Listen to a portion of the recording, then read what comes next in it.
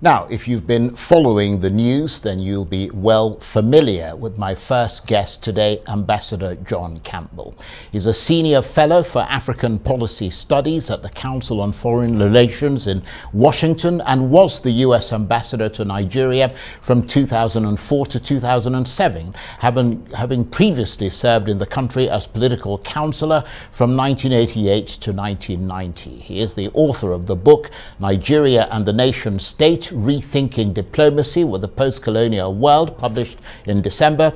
And he also writes the blog Africa in Transition. Now, in that blog, he writes regularly about Nigeria, and recently he's focused on the problems of insecurity and separatist agitations. He's also been writing about other issues that plague Nigeria, such as corruption.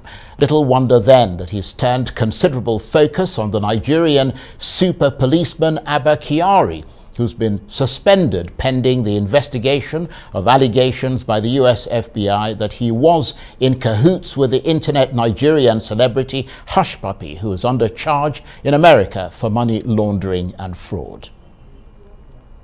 Well, for more on all that, I'm joined now on the line from Washington by Ambassador John Campbell. Absolutely delighted to see you, Ambassador. Thank you very much indeed for joining us. We're going to talk about all the things that I've read, brilliantly written stuff in your blog recently, also a little bit about your books. But I wonder if you're casting a sort of cursory eye on this country as it prepares for presidential elections in 2023 and what you see along the road to that ballot. First of all, thank you very much for having me, and it's a pleasure to be with you again. With respect to the upcoming elections, there are, I think, two important issues. The first is how credible elections can be conducted in a situation of severe insecurity, insecurity that is pervasive around the country. By that I mean not simply securing voting sites or a political process that is credible. I mean something deeper than that. If people feel profoundly insecure, will they in fact participate in the political process or not? One of the concerns I have is that the number of eligible voters voting in Nigerian elections, particularly presidential or national elections, has been declining fairly seriously ever since the restoration or since the first election held after the restoration of civilian democratic rule. My hope is that lack of participation in the political process can be reversed in the next presidential elections, but the pervasive insecurity in the country may well prevent that. Well, thanks for setting that out. That ballot, of course, one that most people expect to be hotly contested, given all the agitations in different parts of Nigeria, particularly the southeast, where there's lots of calls for the presidency to rotate to that region of Nigeria. What are your thoughts on things like that, and who might be, in your assessment, worthy candidates? There are a number of issues here that I think are extremely important. The first is the principle or the concept that the presidency should rotate around the country is not, in fact, a matter of law.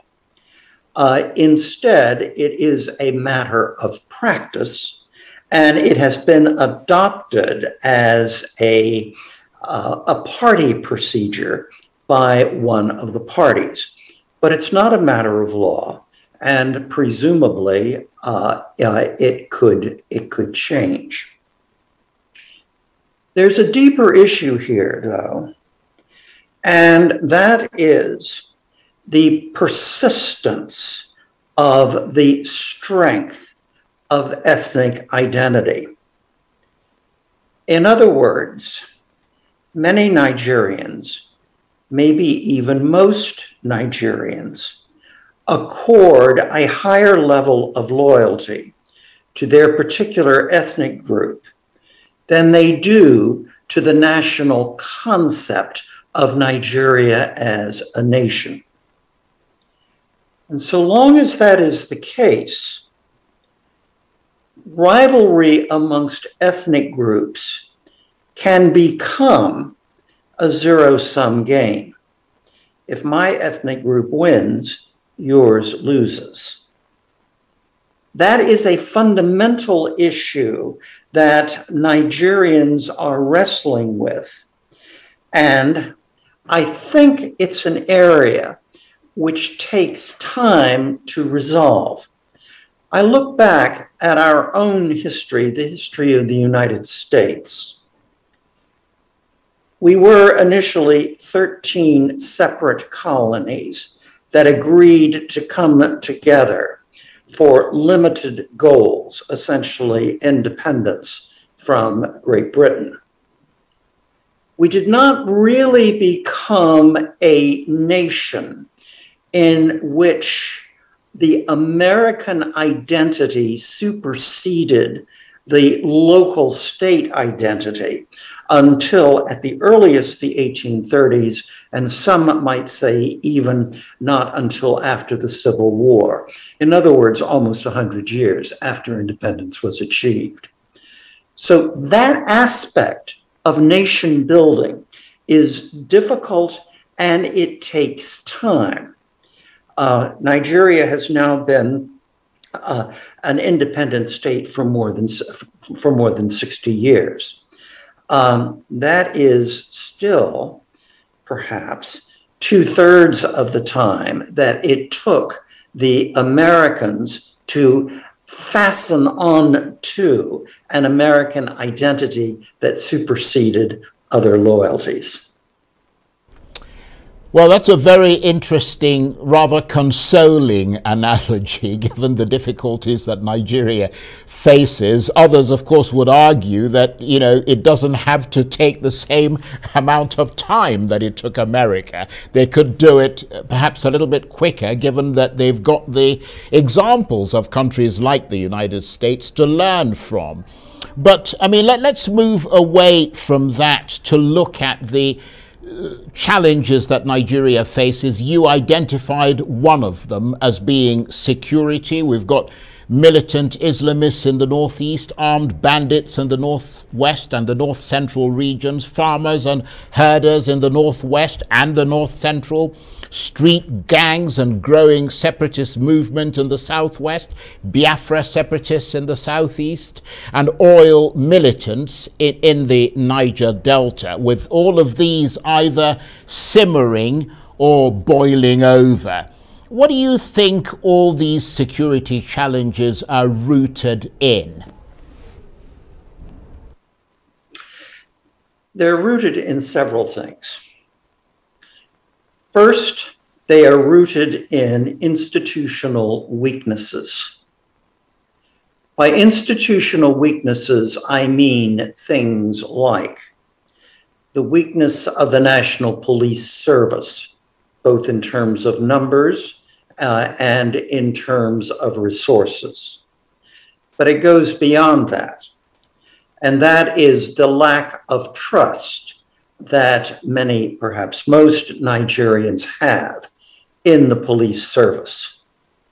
That in turn reflects a long and lamentable history of human rights abuses carried out by the security services.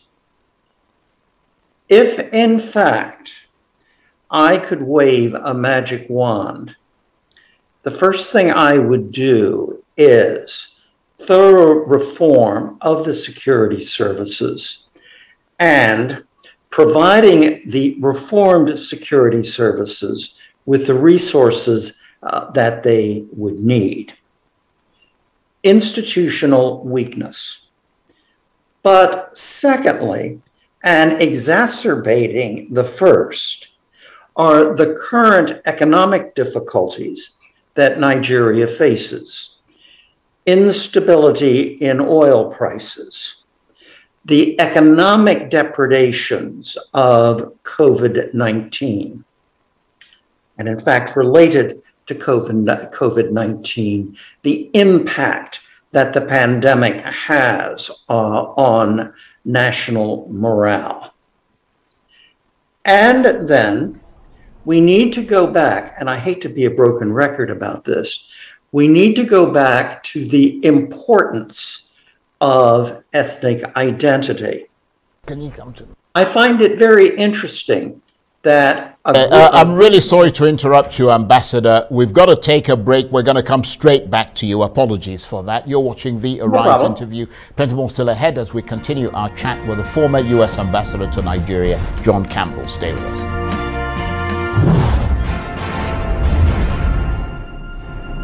Welcome back to the Arise interview. I'm Charles Aniagolu. Now, my first guest today is John Campbell, former U.S. Ambassador to Nigeria and author of several critically acclaimed books about the country.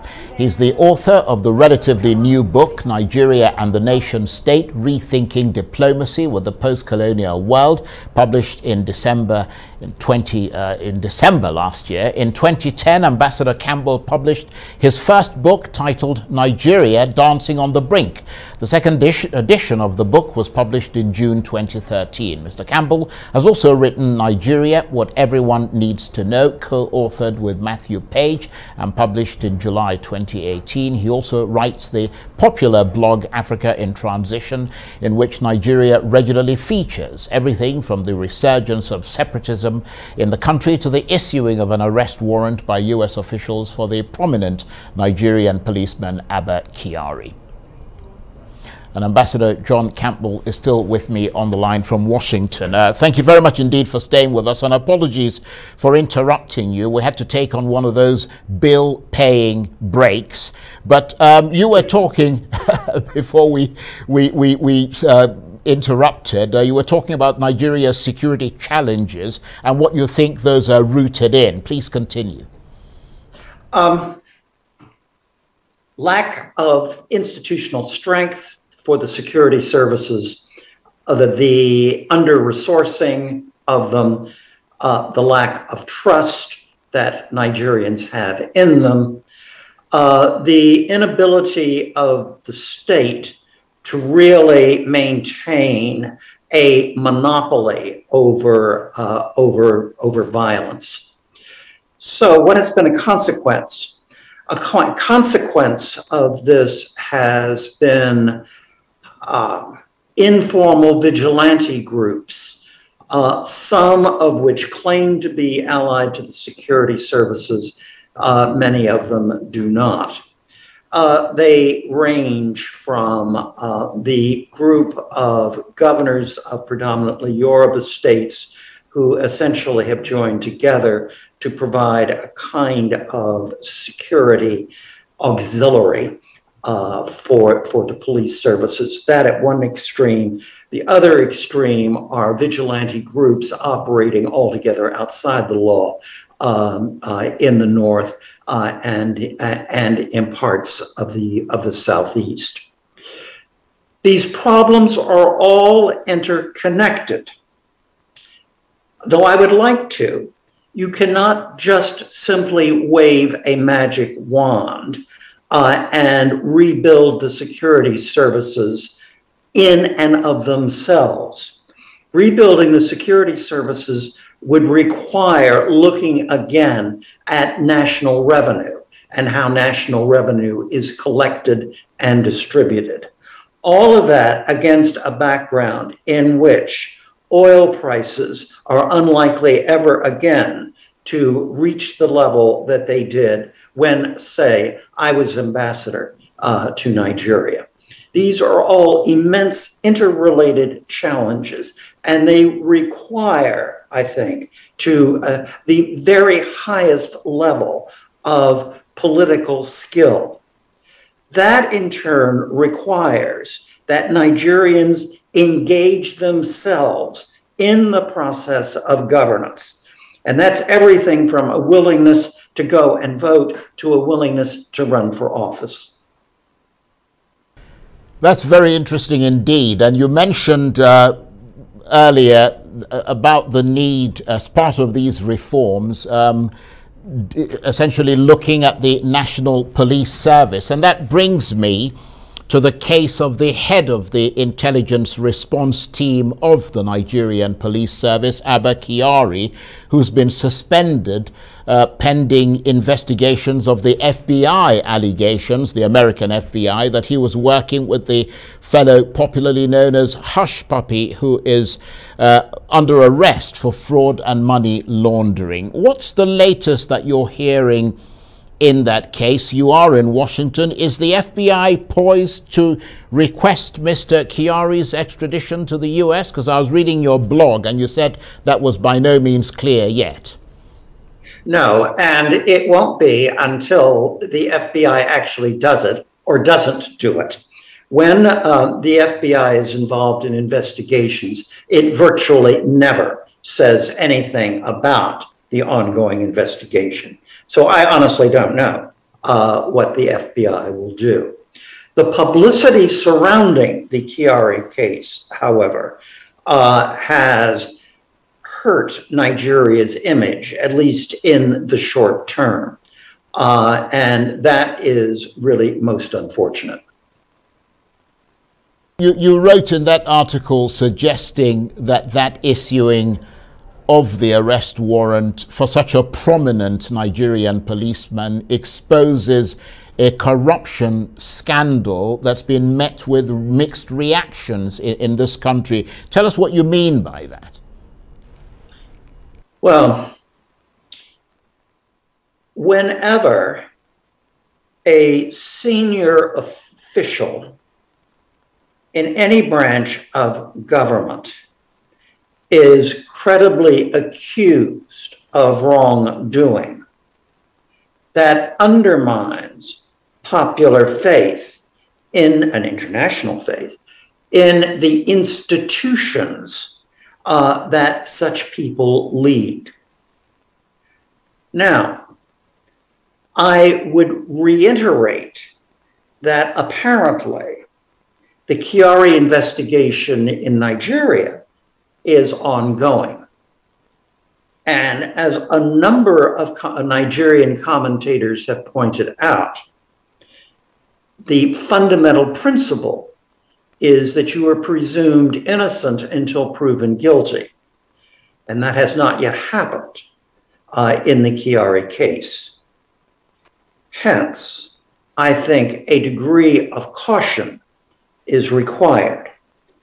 Nevertheless, the publicity surrounding the event does Nigeria's international reputation no particular good.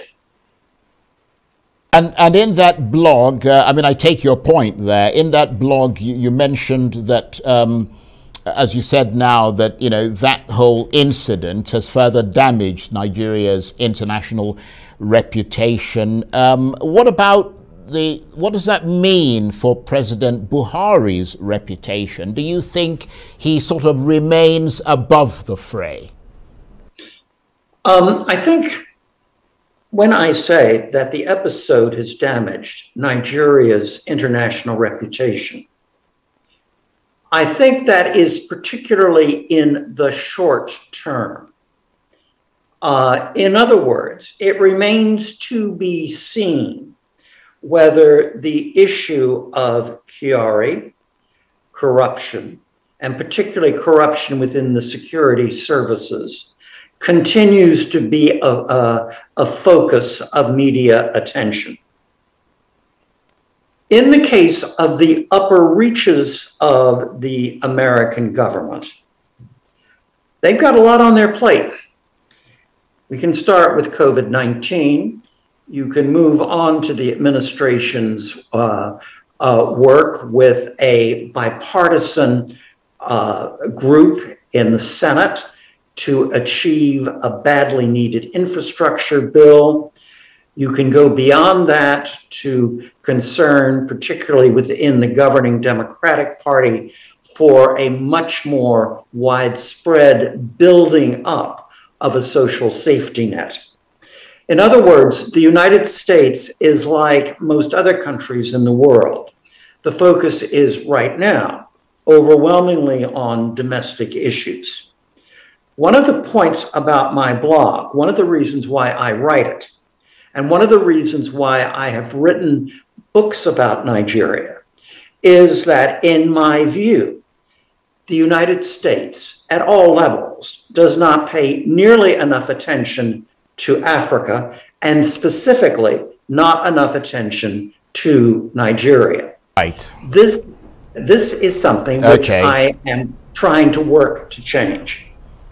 Okay, Ambassador John Campbell, it's always an absolute pleasure talking with you. Thank you very much indeed for joining us there from Washington.